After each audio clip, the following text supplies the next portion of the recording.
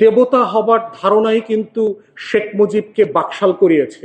শেখ মুজিবের নেতৃত্বে প্রথম ফ্যাসিবাদী শাসন ব্যবস্থা তৈরি হয়েছে। এই অমরত্বের ধারণার কারণে কিন্তু 4,000 কোটি টাকা গরিব দেশের টাকা দিয়ে শেখ মুজিবের পরিবারের মূর্তি বানানো হয়েছে।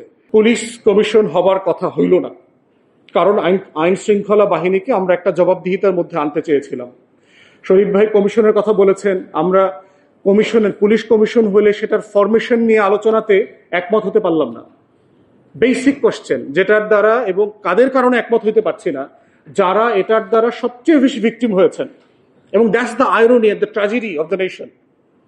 যেই জিনিস যাকে সবচেয়ে বেশি কষ্ট দিয়েছে, স্টকহোম সিনড্রোমের মতো অবস্থা হয়েছে, যে আমি মেনে নিয়েছি এটাই আমার নিয়তি, তাহলে পরিবর্তন দরকার নাই, এটাই নিয়তি, আমি করব, আমাকেও করবে।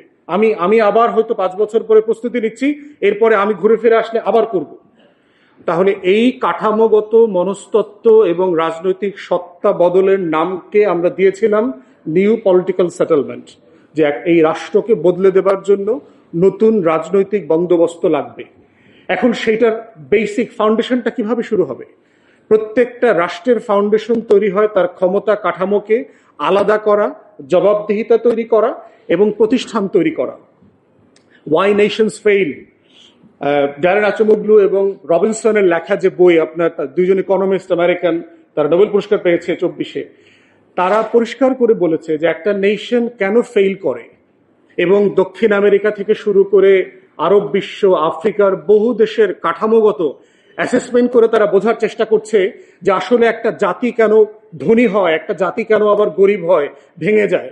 সম্পত্তির কারণে, তারাই প্রশ্ন করছে বইতে, সম্পত্তির কারণে হয়, অবনটনের কারণে হয়। কঙ্গো, সিয়েরা লিওন, এইসব দেশে আপনার পাহাড় আছে, আপনার গোল্ডের, ডায়মন্ডের পাহাড় আছে।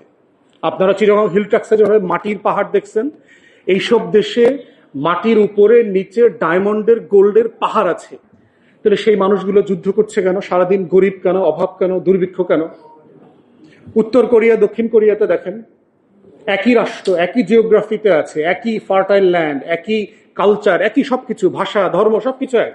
একজন G8-এর সদস্য, আর একজন হচ্ছে অভাব অনটনের দুর্ভিক্ষে আছে। কারণ কোথায়? পার্থক্যটা কোথায়? মধ্যপ্রাচ্যে দেখেন, সাউথ আমেরিকাতে দেখেন, খুবই ফার্টাইল ল্যান্ড, জমি জমা আছে, সম্পত্তি আছে, তার রাষ্ট্র হয়ে উঠতেছে না কেন?